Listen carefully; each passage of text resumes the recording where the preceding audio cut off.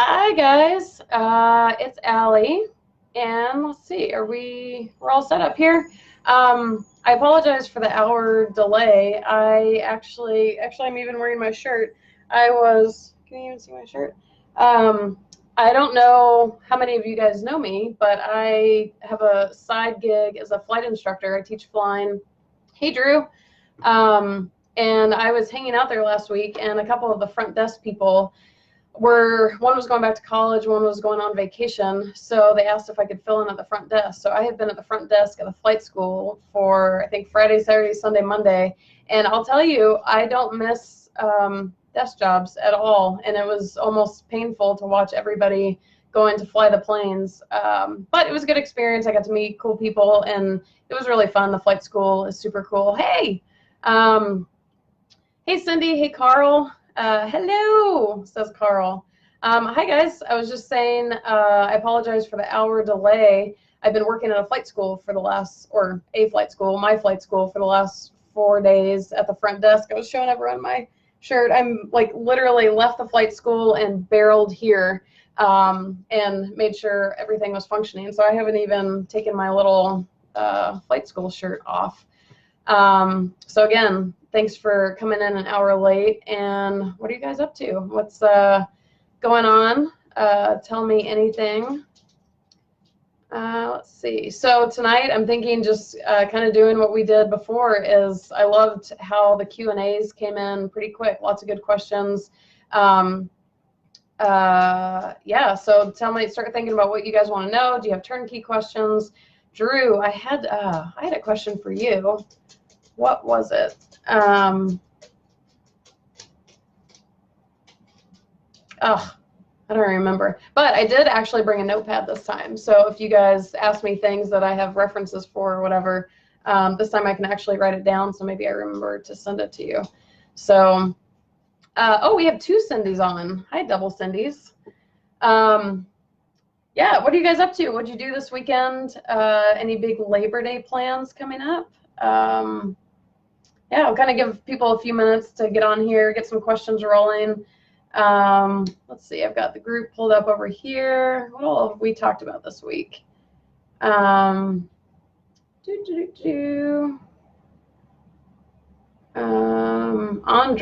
do you consider a list of TK Pro? Andre says, do you consider a list of turnkey providers with reviews? What do you mean? Like, do I look for providers that have reviews, or do I consider them if they have reviews? Or tell me what you mean by that while we get going here. I don't remember what all we've talked about this week. I was busy at the flight school pretty much all week. I feel totally out of the loop of normal things. Oh, in the group, Jason Larson had, Drew, this is something for you. Said Drew Pitchford's creative financing article with Hipster Investments has really got my wheels turning. What has everyone's experience been with private lending? What has been your best technique to find money? So we had some answers there. Did I even finish answering? I did not. I'll tell you one thing about Facebook that I am not doing very well with, and I've gotten worse at it as we've gotten more people, is it doesn't always tell me when somebody has responded to one of my comments. So occasionally I try and go through here and make sure I haven't missed anyone. So if I ever miss your comment, re-tag me. Like Jason had one here, and I either didn't see it or somehow lost it in the mix of things. So yeah, just kind of a heads up for you guys. Andre, feedbacks, the good ones and the bad ones. I still don't totally know what you're asking. Like, do I consider turnkey providers based on the reviews, good or bad? Is that what you're asking? Let me know. And I know there's a little bit of a delay for when I get comments from you guys. So just kind of going through here. John, just cleaned out a squatter house rehab today. Got broken in twice as soon as I left. Maybe I should buy a turnkey. Yeah, well, you know, that's actually kind of part of how I got into turnkeys is and I don't know if I've told the story or whatever, before I really got into real estate, I was just kind of looking all over the place. I didn't know what I was looking for. I had no idea how to determine a good deal from a bad deal. This would have been back in, I guess, like 2010, 2011 maybe. And I had a friend out here who was involved in real estate development, and she was kind of supporting me just in talking real estate. And she said, well, I have an agent friend in Orange County who works with investors a lot for rental properties, and I'm sure he'd be happy to tour you around. I was like, okay. Still having no idea what I was looking for. And so we toured around houses. I think we saw maybe 5 houses or something, and the cheapest one was like $271,000, and all of these houses needed work. Like one of them had a rigor mortis rat, like full on. And I was just walking through these houses, and first of all, the biggest thing was I didn't understand the numbers. At the time, I didn't know how to run rental property numbers, so I couldn't quite see how that made sense, because they were like, well, I'd probably expect about $1,200 in rental income a month, and I was like, $1,200? I don't know exactly how to calculate that against 271, but I couldn't quite see where the profit was, and for good reason. There was no cash flow there. But you know, the whole thing of just the idea of dealing with that rigor mortis rat and fixing all this stuff up and dealing with handyman and contractors. By the time turnkeys got introduced to me, I think that whole experience of seeing the squatter houses and rats and all that kind of stuff, I was like, I'm so in for the turnkeys. You know, they're not always perfect, but at least if there is a rat or a squatter or break-ins or whatever, I'm not the one dealing with it. So yeah, John, I am so with you and in support of if you want to try a turnkey. What market are you in? So I assume this is a house you bought and rehabbed. Let us know what market you're in. I'm curious. Danish, and your last name is my first name. So, and let me know if I'm saying it right, Danish, or if it's like Danish. Hello again to you as well, Joe, Jacob, Brian. We got both the Cindy's, and Andre. Let me know if I was right in what you were asking as far as, do I consider a turnkey provider based on their reviews, or if that's if I'm not understanding what you're asking.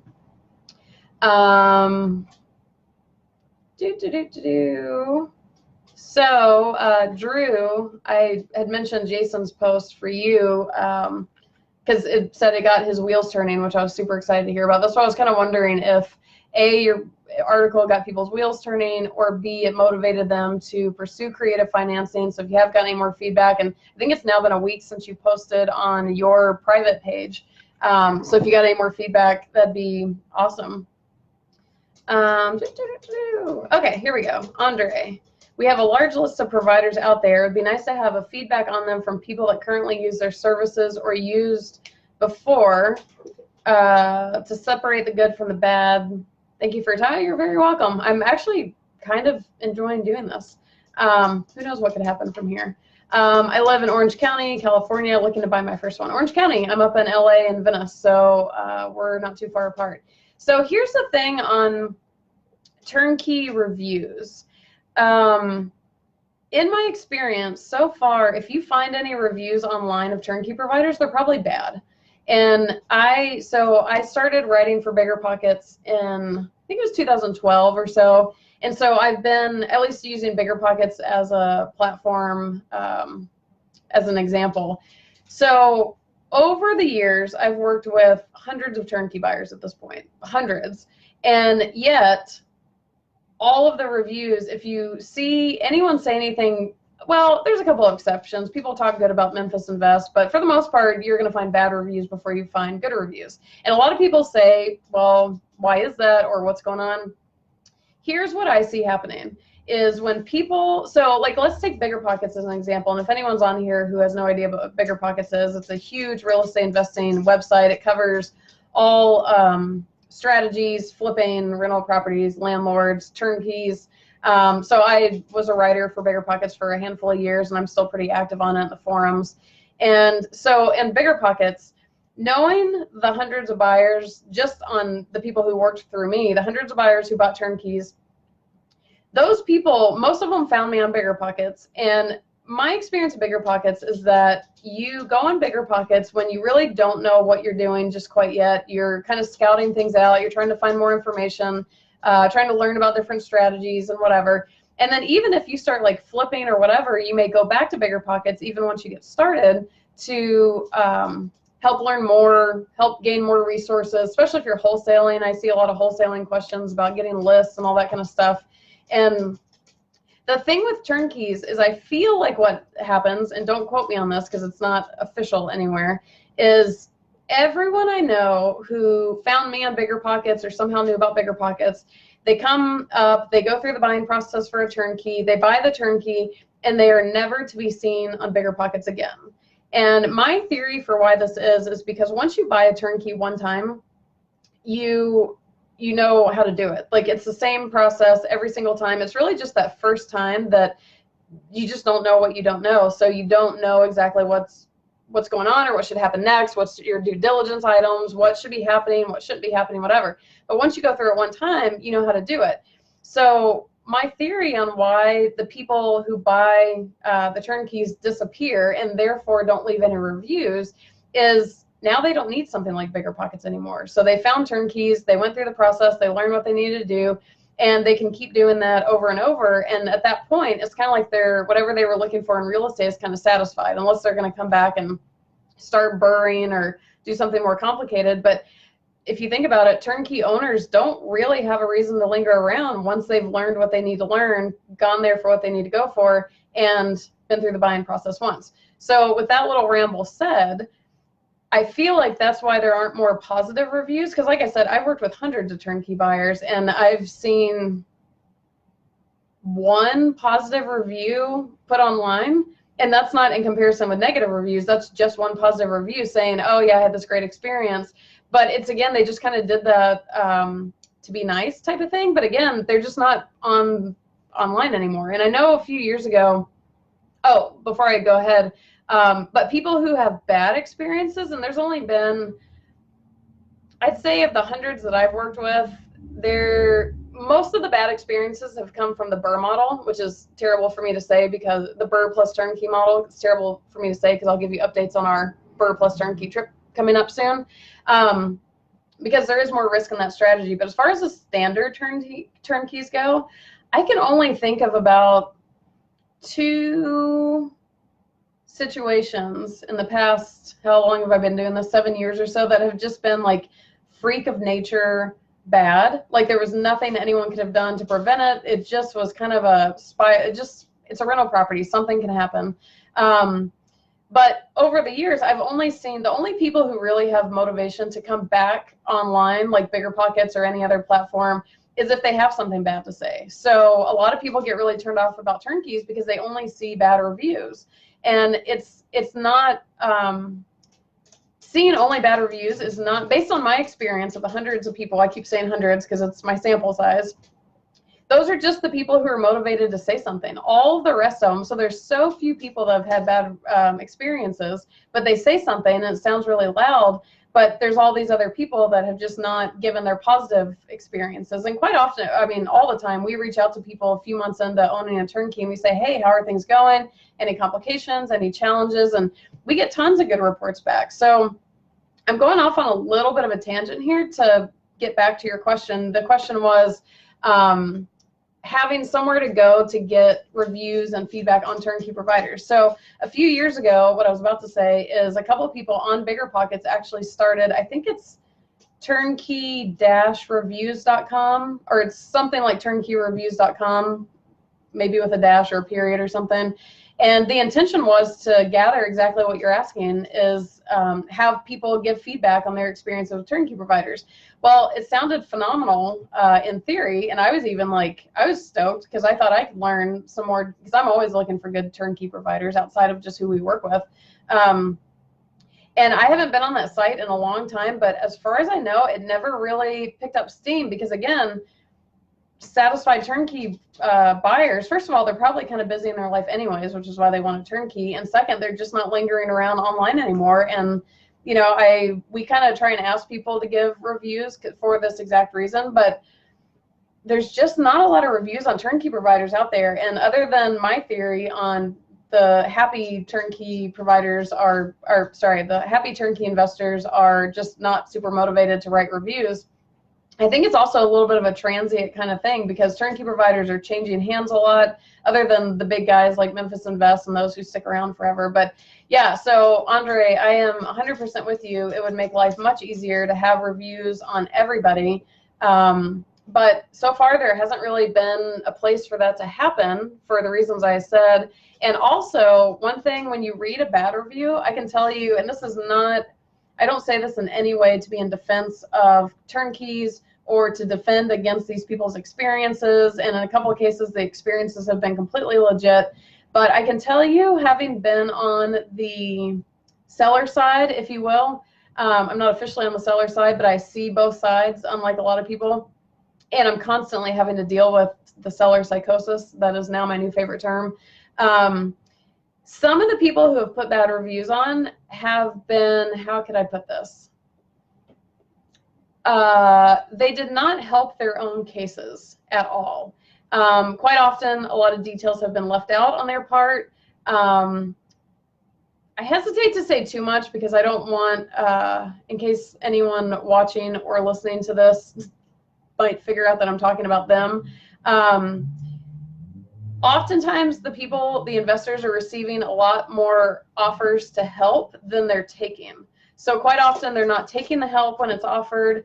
Quite often, they're making really strange decisions. They're just not helping their own cases. And that's, again, not true for everyone who wrote a bad review. There are some legit bad reviews on there, but quite often I can tell you, having seen both sides of the equation, that it can oftentimes still be hard to get to the truth. Now, granted, if we had one spot, I was just thinking, I was looking at the computer, I was like, could I start something that has reviews for people? But I feel like some of the same problems would come in. If we had a spot where a lot of people were leaving reviews, kind of like a Yelp for turnkeys, like the nice thing about Yelp, if you think about it, it shows the average number of stars, because that way, if someone just is terrible and leaves 1 star for no good reason, all the 5 stars are going to make up for it. So if we had some kind of way of averaging the reviews, or the stars, if you will, then that might be more accurate. But right now, you kind of only get single responses. And so just always remember, anytime you see one of those, always know that it's not necessarily the case that the investor was not shooting themselves in their own foot also. I feel like I said that in a very nicely filtered way, so it seems like I'm talking about nobody specific, in case anyone's watching. So Andre, let me know if that is helpful. Kind of the bad news about it is I wish we had those options for feedback, but there hasn't been much. Drew, I had asked if anyone had given you feedback more on your article. You said not so much about financing, but more people have reached out asking about real estate in general and how to get started. Now that is super cool. I love when anybody considers real estate as an option, because it's such a cool option, and I feel like so many people stay out of it. It is an intimidating industry. We didn't learn about it in school. Danish, I just saw yours. You got my name right the first time. Yes, my last name is coincidentally. But yeah, I love when people are asking how to get started, and if your article prompted people to be curious about real estate, I even consider that to be a bigger win than just helping them with creative financing. So that's awesome. I'm super glad to hear that. I'd also be curious what you're telling them. Since a lot of your experience has been turnkeys, I know you have, was it a couple non-turnkeys? Like, what's your advice for, I mean, there's probably a lot of people in our group, actually I know there's a lot of people in our group, because we asked the questions in the beginning, like, what are you here to learn? What do you want to get out of this? And a lot of people have heard about turnkeys, but in general, they're just curious about real estate overall. And they are curious about turnkeys, but it's kind of a more broad interest. So yeah, if anyone new is watching this, either this or the replay, Drew, let us know what you're telling them about how to get started or what you're encouraging them to do, because I get a lot of people asking me the same thing. So I'd love to hear what you offer them. Chase. Hey, Chase. We've talked quite a bit. I connected with Allie via BiggerPockets. Yes, you did. And we've been in emails, and I can't remember if you're not. You were originally going to come on the BRRRR plus Turnkey trip, and you ended up buying a property. I don't know if you closed on it yet, But if you're not coming on the Baltimore trip, I'll be super bummed to not meet you in person, but at some point we will reconnect. So you guys keep sending in some questions. Did I miss? Oh, I did miss one. Okay, hang on. Let's go backwards for a second. Oh, John, you had responded. Oh, you asked any affiliate in Florida. Right now, I don't work with any turnkey providers in Florida. The only one I know of is JWB in Jacksonville. And I've heard good things about them. It was more in the last maybe year or two ago. I haven't heard much about them lately. The only reason I didn't pursue Jacksonville much more is there was just higher cash flow elsewhere. And Jacksonville, I'm not opposed to it, but the minute you put me anywhere near Florida with the hurricanes, like while JWB was a big provider and Jacksonville was big for turnkeys, what was that recent hurricane that hit? It nearly flooded out Jacksonville. And I'm not opposed to it if the numbers work, but I'm just not a big fan of drama. I assume I can get enough drama on my properties without setting myself up for it. So I just personally never really did much in Jacksonville, but years ago, there was a turnkey provider or two in Tampa, and I don't think they're there anymore. I don't even think there's cash flow in Tampa anymore, but as far as I know, it's just Jacksonville. But like I said, I don't have any experience with them. I've never even actually talked to them. So no is the answer for me having an affiliate in Florida, at least. Let's see. Steve, hey there, back. Jacob, were we just talking about? Oh no, you said, are you an air traffic controller? I think that's. I saw a comment somewhere. I think on one of my flying videos that you said I might be talking to you if I go through. Was it Oceanside? So I'm assuming that means you're a controller, which is awesome. So your question is, would you say trying to get funds from friends and family is a good or a bad idea for a turnkey? Fantastic question. My answer is it depends. I can't say no because I've done it. I did. My investor partner was is a really, really good friend of mine. I can tell you, I can better answer this with telling you the risk that I see with doing it. First of all, everybody has different dynamics within their family. If you come from a really good, close family, you probably have less risk of investing with them hurting things. If you're in any kind of strained relationships or any kind of family drama, you know, it could be fuel to a fire type of thing. So the thing you want to consider is not even just if you're close with your family, as much as how does said family member deal with challenges. So think about it this way. If you get a turnkey and let's say you have some huge challenge with it, how is that person going to respond? Like my investor partner, for example, is the most chill guy on the planet. He's also a pilot, which is, I was like, pilot and chill, is that the same thing? I guess it can be. He is so silent. He trusts me. We've never had conflict or confusion about the properties. I do all the management of the managers and the funds, and I send him statements and all that kind of stuff. And I really, it would, knock on wood, it would take an act of God, I think, for him to go completely off the crazy train. The thing with friends and family, and I'm sure we probably all kind of have experienced this in our lives, period, you just don't know when people are going to go kind of nutty.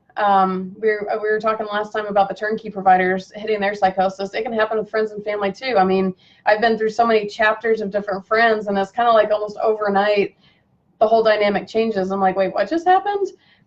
So you want to think about things like that if you have money between you and you have agreements. And I would say, regardless if it's family and friends, even if it's the person you trust the most, I would absolutely get a legal agreement, partnership agreement drawn up to specify exactly what is the arrangement, what happens under certain conditions, what happens when you sell the property, what happens if there's a loss on the property, how are you going to split it tax-wise.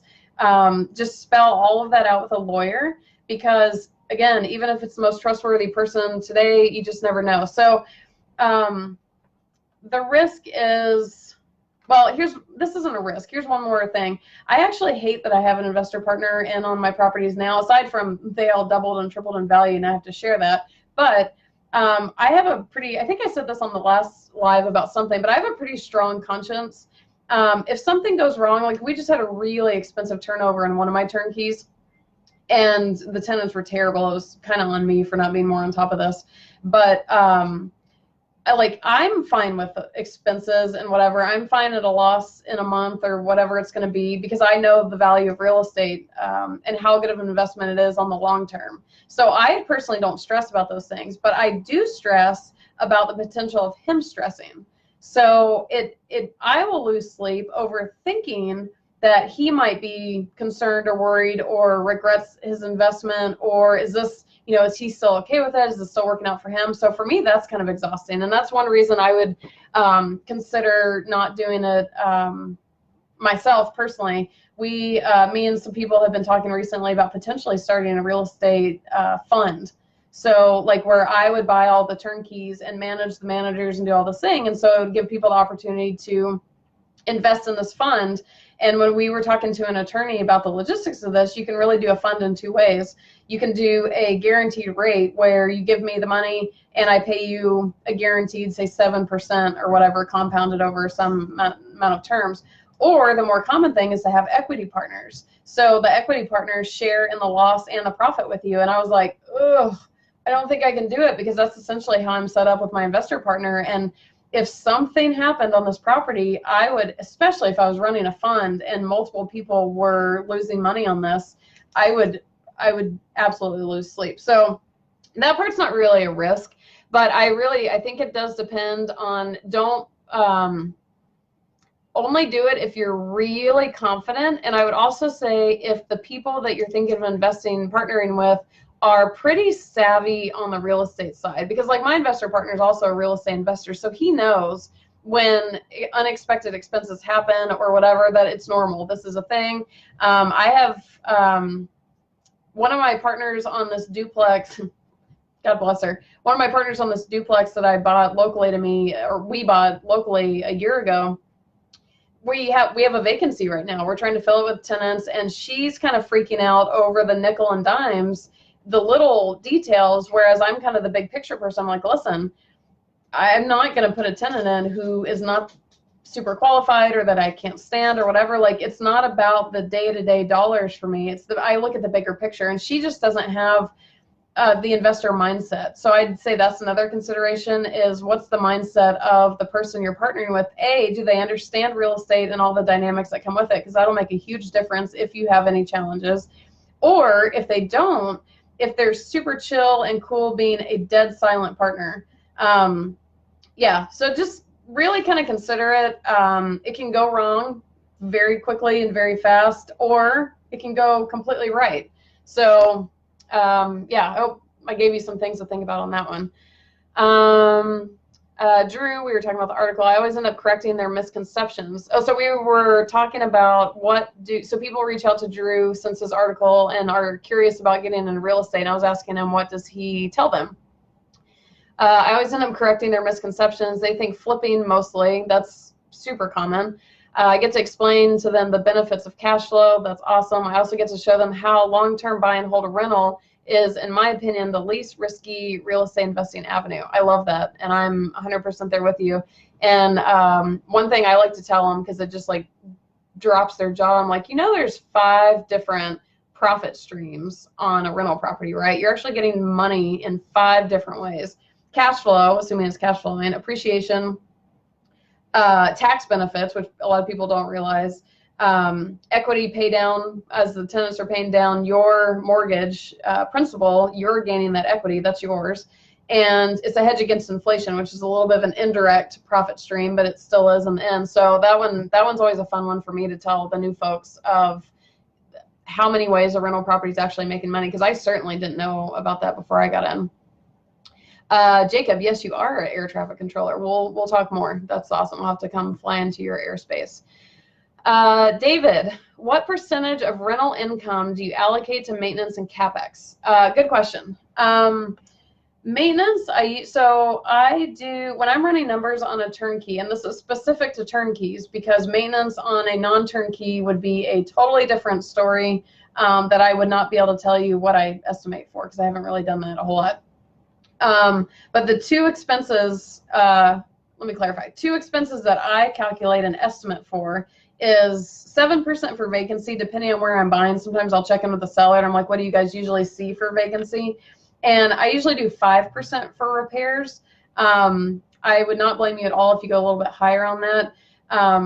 The way that the repair, so vacancy is what it is, and keeping in mind when we take estimates, when we estimate the monthly cash flow, if we take 5% of the rental income every month and 7% of the rental income every month and allocate that towards vacancy and repairs, remember that vacancy and repairs aren't happening every month. So it's not just that small amount that you're keeping, but it's almost like kind of building a nest egg. So if you don't have a repair for a year and a half, but you've, out of your estimates, you were taking into consideration money for that repair, then it, I'm not getting my phrasing right, it pays for that repair later. So it's been kind of spread out over every month. So just to clarify that. So on a turnkey, in theory, you really shouldn't have a lot of maintenance going on at first. Most turnkey providers offer a scope of work warranty. Once you buy, it may be for 90 days up to a year, where they say, hey, if anything goes wrong that should have been included in the rehab, we'll cover it. You know, bring it to our attention, we'll go over it, and if it's something that we were responsible for, we'll cover it on our own dime. So that's one reason you shouldn't have a lot of maintenance in the first year. Hopefully your tenants that have recently been placed are staying there. If an unexpected turnover happens, that's another story. And if you have decent quality tenants, in theory, there should not be a lot of maintenance going on. And then with the turnkey, so here's a CapEx conversation about turnkeys. It comes up a lot. A lot of people ask about CapEx. I don't know of any turnkey provider or anyone in the turnkey world who allocates a CapEx estimate expense every month. And the reason for that is that, in theory, because this property has been freshly rehabbed, which includes all the big ticket, it should include all the big ticket items: roof, plumbing, electrical, hot water heaters, major appliances. There should be no, and keyword should, because we are talking rental properties here, there should be no big ticket items for a while. Like, I usually have 7 years in my head. There's really no reason, assuming the property inspector verified the condition of the roof, the plumbing, the electric, big appliances, all that kind of stuff, there really shouldn't be any CapEx items for quite some time. We'll call it 7 years, 7 to 10 years. And a lot of turnkey providers kind of have that 10-year mark in their head. What could go wrong in the next 10 years? And that's what we're going to rehab and hope that it does not go wrong in the first 10 years.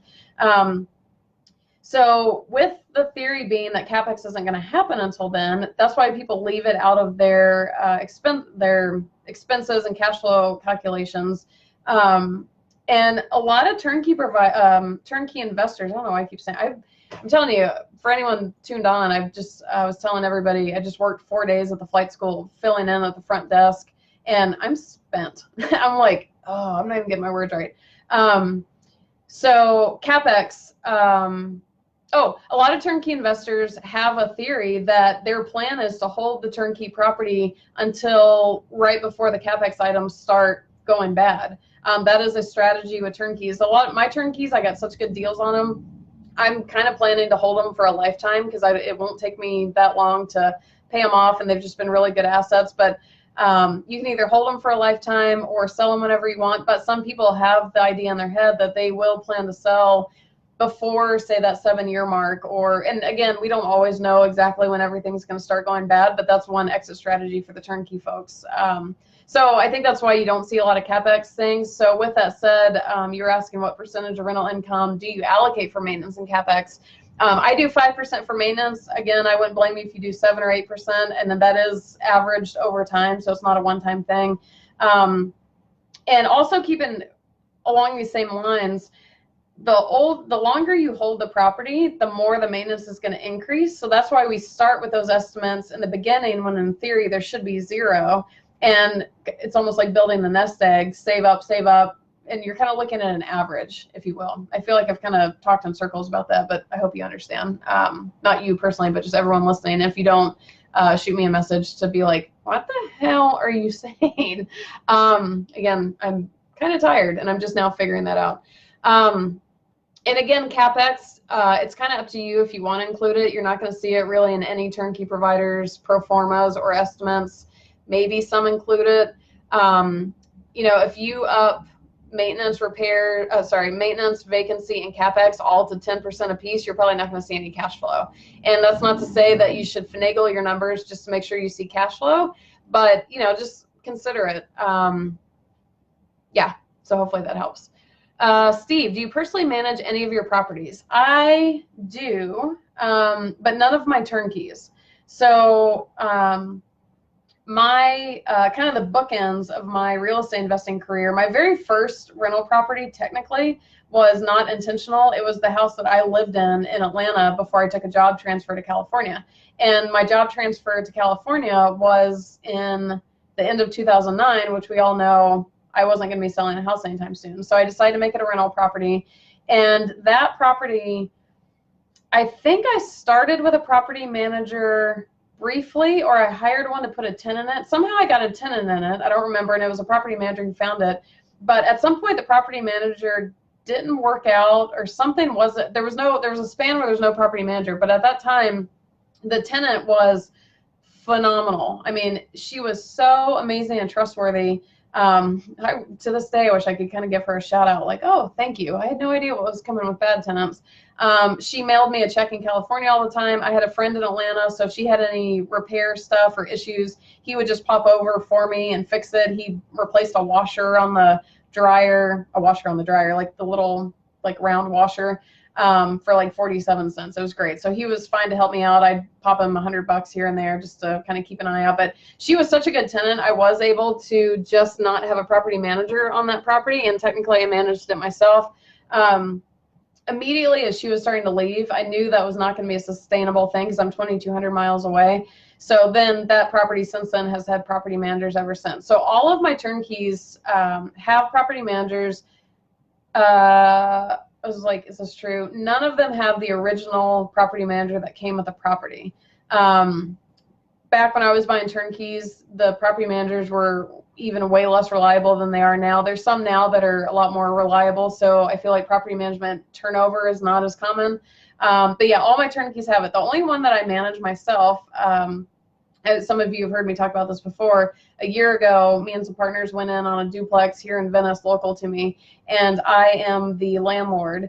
And I will tell you, so this property is negative cash flow. I'm landlording. Oh, and I bought it at the peak of the market. So it's literally the epitome of everything I have preached against for years, saying don't buy in any of those circumstances. And I bought one that hits all of them. And I had reasons for doing that that I won't really get into, but unless you want to know. But so I'm the landlord on that property, and I will tell you, it has reaffirmed everything I have ever said about why I have no interest in managing my properties. And this is a really high-end property. It's an expensive, each unit is well, I say very expensive. It's kind of average for LA, but it's expensive. They're high-end units. So it attracts pretty high-end people, which is nice. So I'm not slumlording. I'm not doing anything crazy. But, you know, it's a fairly non-drama property, except for I inherited a tenant in one of the units. And I think I've said this before, too. I thought she was going to be the death of me. She was just a horrid human being. So that really, it was exhausting, and I hated every minute of it, but it really taught me a lot of good stuff in life about putting my foot down, how to create my own boundaries, how to not let people affect me. So I learned a ton of stuff. So I'm very grateful for all those things that this witch taught me. So that was super stressful, but otherwise it's not been a generally stressful property. But I don't like, first of all, I'm not handy. So I feel like this would be a big difference. If you're handy, I could see being a landlord being a totally different, better experience, but I'm just not. So basically anything that goes wrong, I have to hire a handyman. And I'll tell you, I don't know how many of you have dealt with handymen lately. I just want to walk face first into a wall. But then if I did that, they would have to come in and fix the wall. And getting the handyman to communicate on any decent level is just insane. And then as soon as I find the ones who communicate, they overcharge and they don't do great work. And so it's not undoable, but I just don't really get entertainment out of having to plan my day around going to meet handymen or any kind of contractor for that matter. Like right now we have a vacant unit, so I'm showing the property. I have to schedule my whole day around that. These sound like total first world problems. But just the coordinating on it, and then even the paperwork is pretty easy with the lease and stuff, but showing it, I'm meeting a million different people. Half of them are crazy. It's not my thing. So you didn't really ask my opinion on personally managing my properties, but I thought I'd offer it anyways. It's been a really good experience, and I'm going to keep doing it because the property's only a mile from me, and it is higher end people. When they're in and set and everything's fine, it's really easy. I'd really try and place people in there that I enjoy. I was gonna go somewhere else with that, but I never know who's watching this. So I was gonna reference some experiences I've had with people, but with my luck, they would join our group and then hear me talk about them. So I'm not. But yeah, so I manage the one property, and it's not my thing. I'm just doing it because of the circumstances of this one, but otherwise, no. Also from Steve, great questions coming. How often do you do inspections, if at all? Now here's been, I'm getting tired. My grammar is getting very improper very quickly. I have actually had a little bit of a learning curve on the property inspections. I will be the first person to tell you that I have not required inspections as much as I should have from the property managers. So I have all of my properties are split between two property managers right now, just because one doesn't do a particular area and she does more specific types of properties, and then the other one just kind of does all of them. So I have two different property managers that I work with. The one who has way fewer properties, who manages way fewer properties of mine than the other group, they are much higher end. They'll only work with properties of a certain quality. The house that I used to live in is much nicer than your standard turnkey, so they manage that one. They just do kind of a higher caliber thing, and they have a thing now where it gets a yearly inspection, and it's actually included in my management fees. That they have a company, and this is all they do. They go do rental property inspections, and just like a regular property inspection report when you're buying a property, they do all of this. They report back, they send pictures. I mean, I think last year's document, and maybe it's every 2 years they do it. I don't know if I've gotten one this year, but it was like 70 pages long. Like, I mean, it was thorough. And I was like, this is the best thing since sliced bread, because I just don't have to worry about anything. So that management company is doing, I think it's yearly, but I feel like it's been a year, so maybe it's every other year. But that property usually doesn't have any problems because it is higher end, it's nicer tenants, all that kind of stuff. The other properties that are the turnkeys, they're not nice. They're great properties, but it's a slightly different caliber. I have been in talks with my property management company. I would like to do yearly inspections, and I'm always on the fence about this because I feel like yearly might be a little much, but this is also where I get myself in trouble too, because I just can't imagine, like, I rent my apartment here in Venice, and I would be really annoyed if someone came in to inspect it every year. And I think that's why I've been a little more hesitant on requiring inspections. But as I said earlier in the recording, I just went through a nasty, expensive turnover because we had bad tenants. But where I went wrong in that one is I knew they were bad tenants, and they were in there for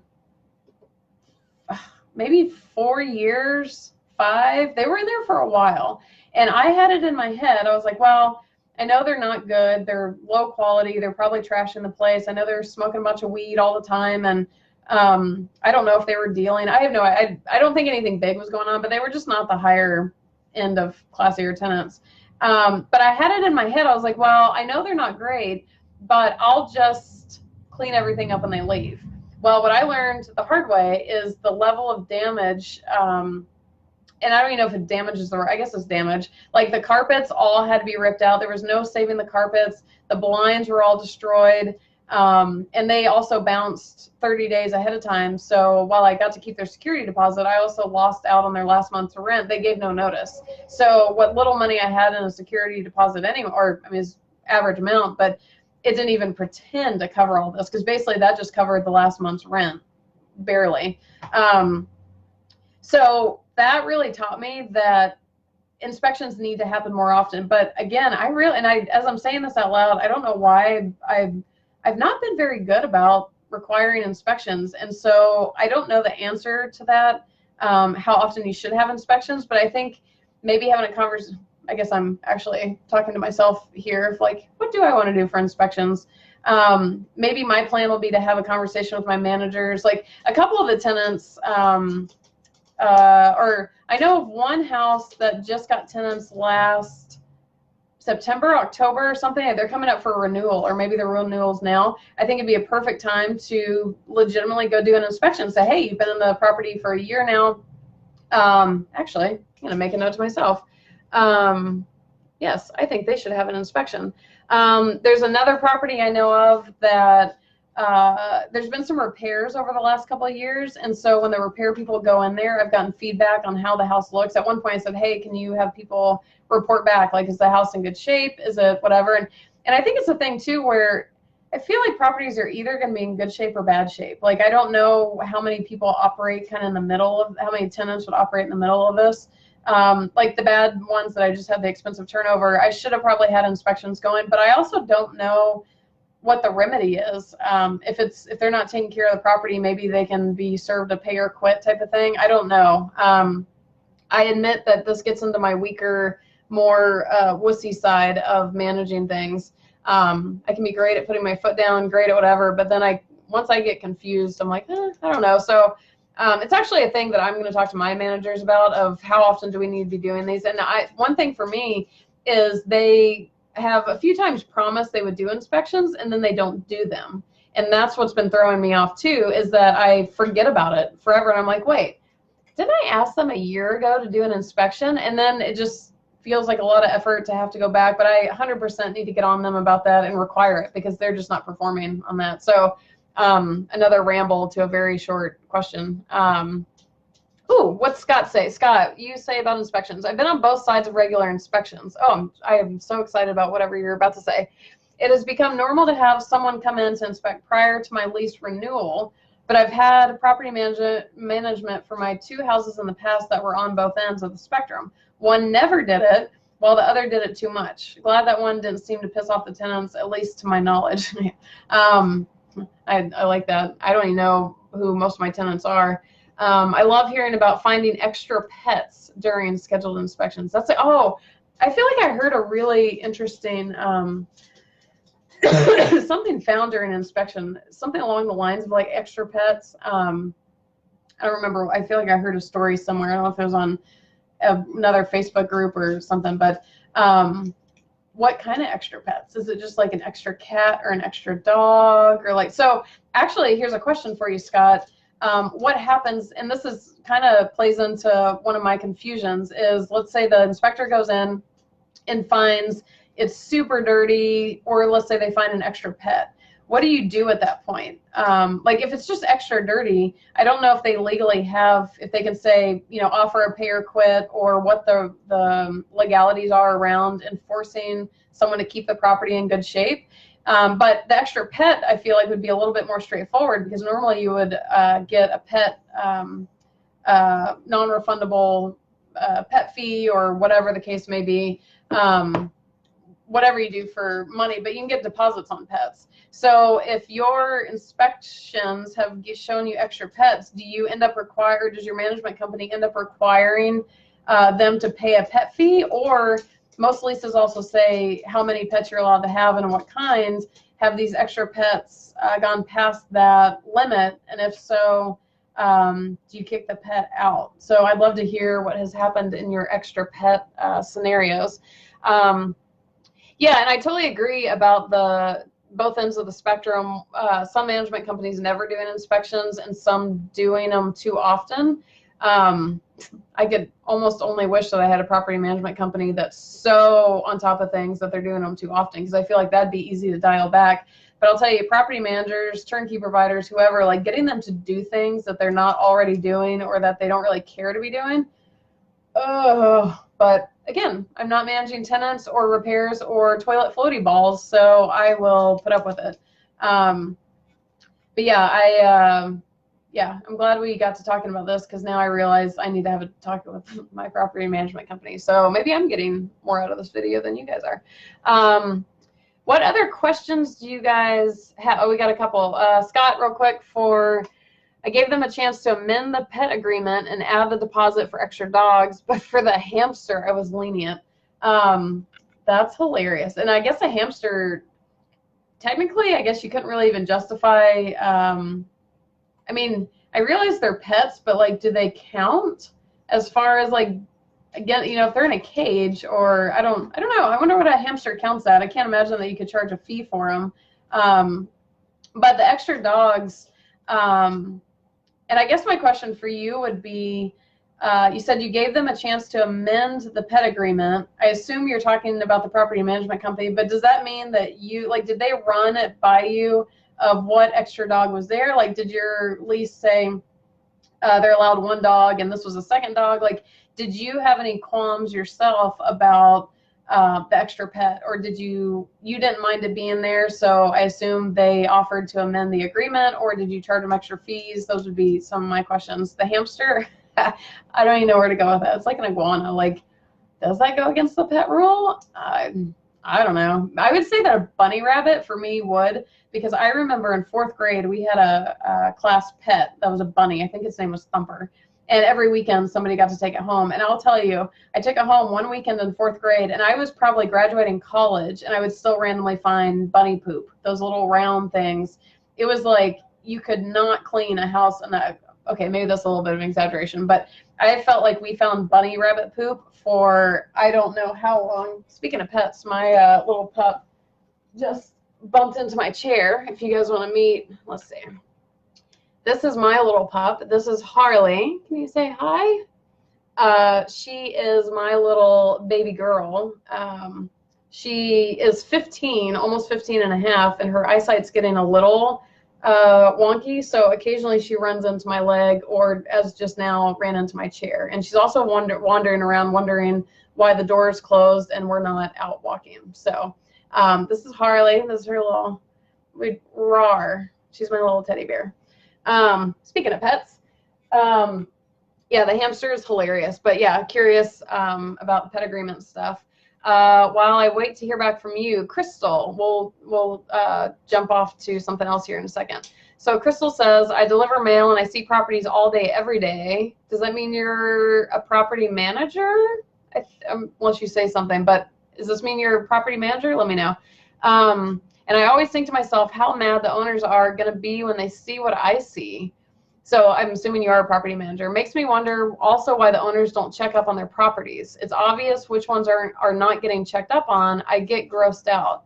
Okay, so wait, clarify for me if you're the property manager, or if you're not, what role you're playing to be in the properties, and that the let's talk more about this, because I think this could go somewhere very interesting.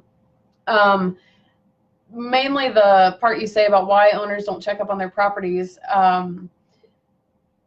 I know in turnkey world, and this was huge, this was a huge thing in, say, 2011, 2012, the heyday of turnkey things, is when there were a lot of bad turnkey providers. The famous story was internationals were buying U.S. real estate like crazy because of the deals.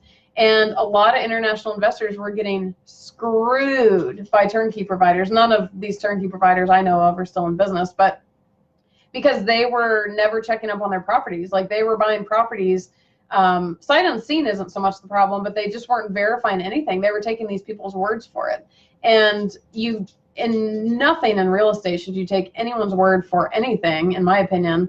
But with that said, turnkeys especially are pretty notorious for owners believing that not only do they not need to check up on their properties, because in theory they're being taken care of for them, but also that they're not responsible for the condition of it or whatever. So that's why I'm really curious about your role. Oh, you work for the post office. Oh my God, I bet you see the funniest, well, it may not always be funny, but I bet you have stories.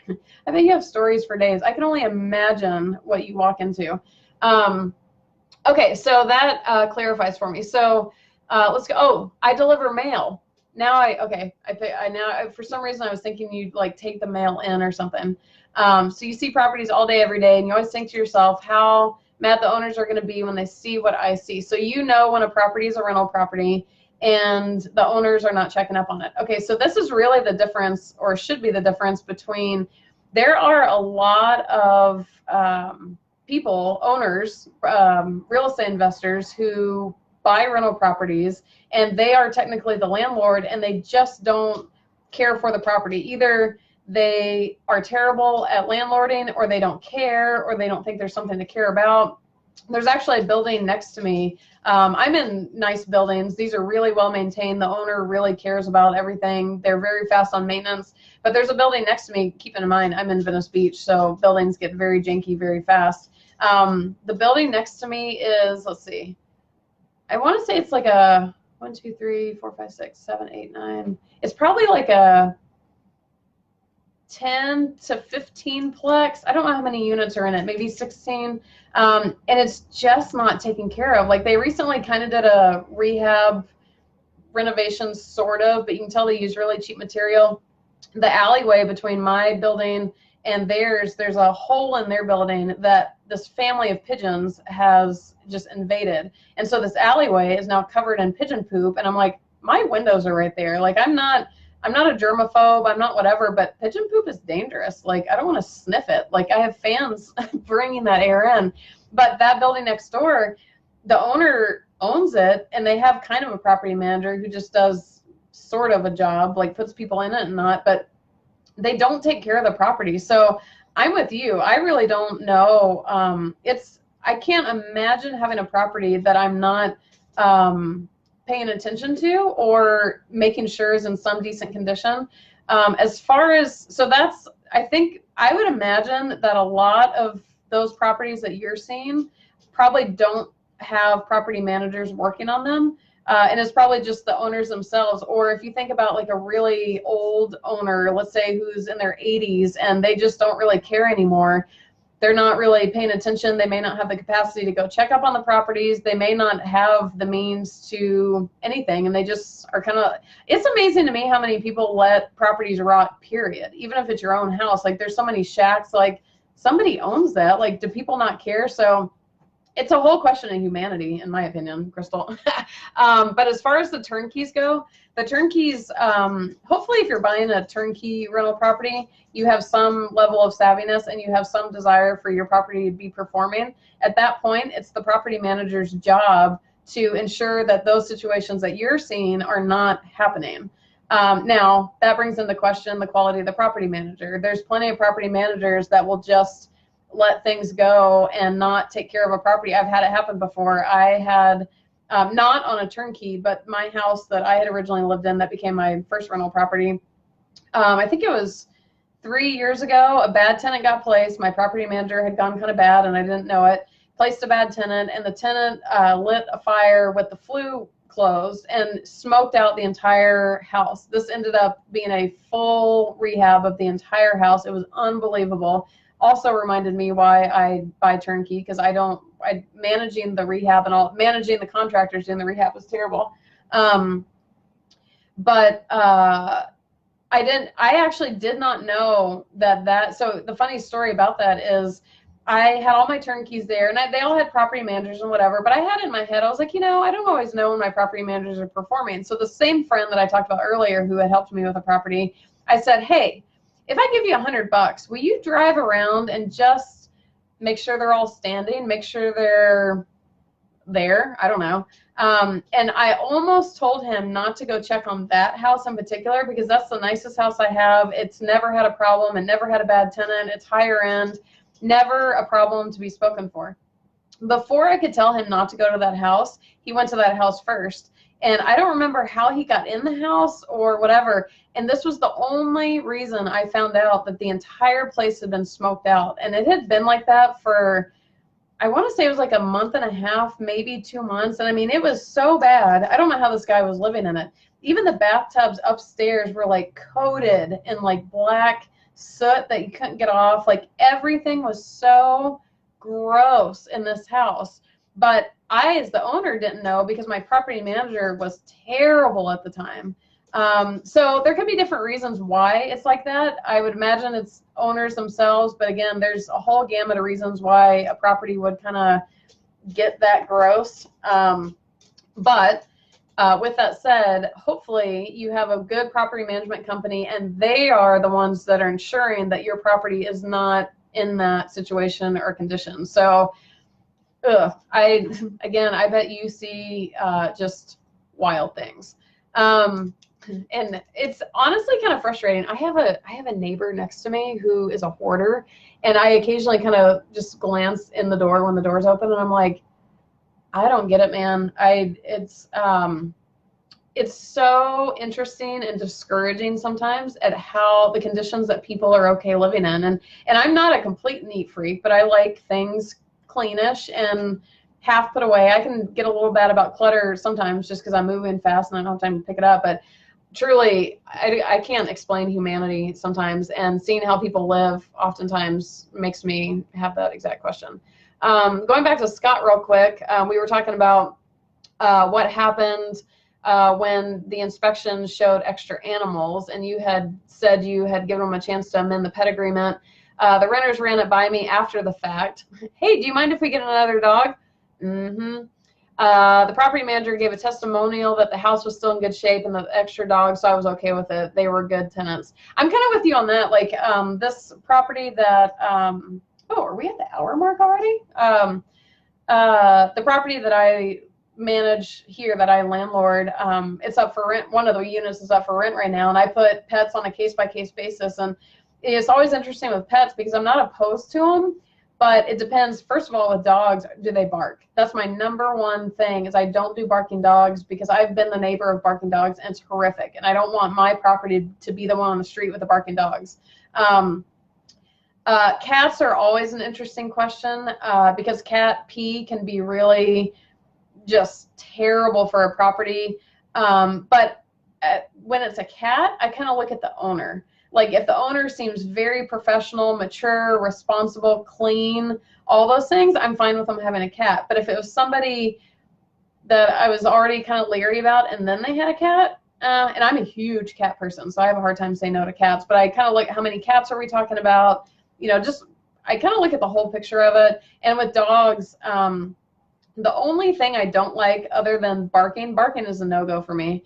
The huge dogs that shed, I mean like buckets, because all I can think about is I'm going to have to deal with that later, and I realize it's mostly sweeping, but I feel like dog fur gets everywhere.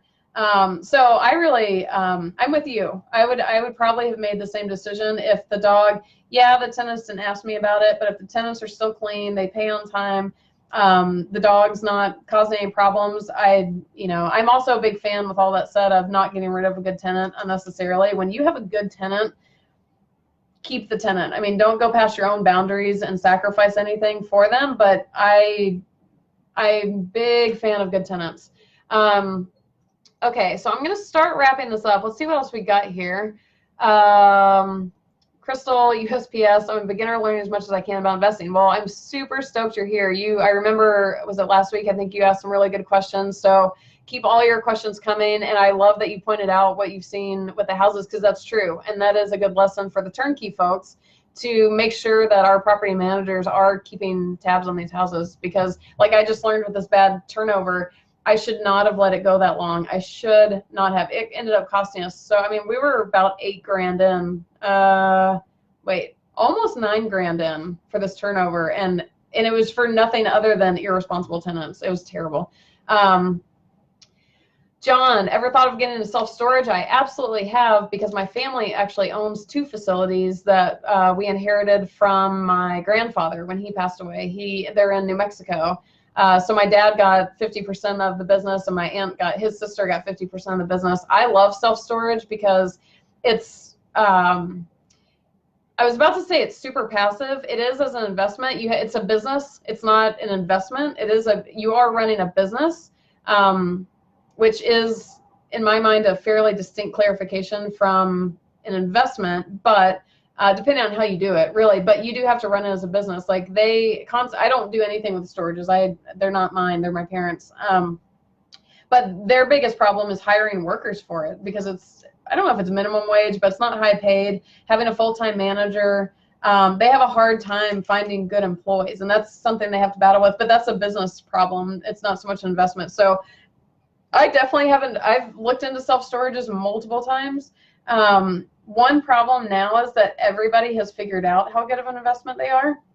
And so far, I haven't been able, well, especially not in California, I haven't been able to find killer deals for them. I've gone, I think it was a couple of years ago, I went out and looked at one for sale, and it needed about 100,000 and some rehab and some random work going on, but it just hasn't. I'm very interested in it, but so far, as much as I've even been to the self-storage expo in Vegas, thinking I was going to get into self-storages before my real estate stuff really started. It just keeps not sticking for me, but I definitely have it in my head for sure. It's something I'm very interested in. And honestly, if I had like one in a little small town and it had a little apartment and I went and worked it sometimes and I got to come back to the crowds of Venice and LA, like I think that'd be super fun. Scott, got to run. I'm with you. We're going to wrap this up here in a minute. Thanks for being on here. If you come up with any other questions, either write them down, send them in the group, or we'll be back here next week. Next week, we will be back at the normal time. So 5 o'clock Pacific Standard Time, 8 o'clock Eastern Standard. Let's see what else we have real quick. Crystal, I should have taken a picture of the property management companies of these apartments I delivered to. Oh, now that's interesting. They're mostly apartment buildings. Wow, that is frustrating for the property owner then, because I bet they have property managers who are not performing. Ugh. So back to that question of how often should inspections be going on. And then in San Jose for 2 months, I was shocked in some areas. Yeah. Thanks for all the articles. I've been reading them all and taking notes.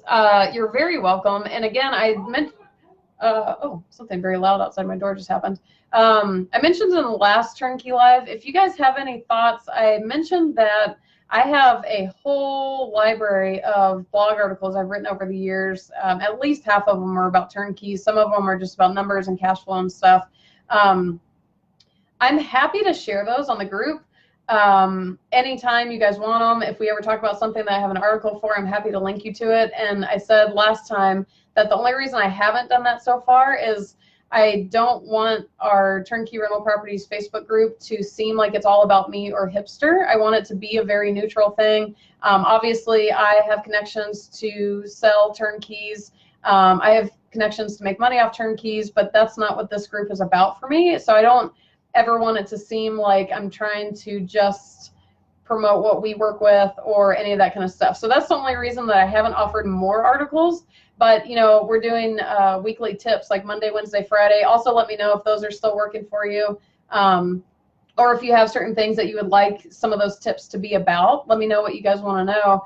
And at some point, I can make one of those days where I just offer you a blog article, which is actually not a terrible idea because I'm going to run out of markets to talk about at some point. So maybe I just give you guys a weekly blog post to chew on. But yeah, let me know your opinions. If you guys want me sharing more resources, I'm happy to do that. I obviously have lots of even turnkey inventories I can share with you. But again, I haven't done it just because I don't want it to seem like this is a platform for me to sell you anything. I want this to be a really open, neutral place for people to learn. And if you want my help with something, absolutely ask for it. I'm happy to do so. But yeah, give me your feedback on that because the group for me, it's a fluid thing. Whatever you guys want, need, I'm happy to cater to whatever that is. Just need to hear from you guys. Last note, or second to last note. So if you have turnkey questions, like I said, I think to Scott or whoever was leaving, post them in the group. We've gotten, anytime someone posts questions, we're getting a lot of good answers. And I've even been learning things. So don't be shy, post stuff to the group or write them down on a Post-it note or something and bring them to Facebook Live next Monday. Again, 5 p.m. Pacific Standard Time, 8 p.m. Eastern. I have to actually think about that. I'm like, which time zone? I get EST, PST, all those kind of things. So then my last note is, if you have been interested in the BRRRR plus turnkey model, and if you have no idea what I'm talking about when I say that, you probably don't fall into this category, but there are some posts about it. and Hipster has sent out some emails about this. Our trip is still on for September 27th through 29th to Baltimore. There's a Philadelphia add-on. We've had a lot of interest. I'm hoping this is going to be a super fun trip. I haven't done one of these trips in so long. Yeah, so reach out if you haven't seen inventories. If you have no idea what BRRRR plus Turnkey is, it's a way to force appreciation with turnkeys, but we are doing a group trip September 27th through 29th. So mark that on your calendars if you're interested. I got my plane ticket. It was super cheap. Yeah, so would love to meet you guys in person. It's so rare that I get to meet people that I talk to all the time in person. So I think this would be really, really fun for everybody. So with that said, Karen just joined. Sorry, kind of caught the tail end of it, but there is going to be, the replay will come out in a post. I don't know when that happens, tonight, maybe something. So I'm going to sign off. Super fun again. You guys really are bringing great questions. I love the discussions that are coming up. Stay active in the group. Don't ever hesitate to reach out to me. You can always email me or message me directly, even on Facebook Messenger. No biggie. The BRRRR plus Turnkey trip, September 27th through 29th. Keep your posts coming. Invite your friends. Anyone who's even thought about investing in real estate. I love what Drew said earlier about people have been asking him, based on his financing article, about getting into real estate.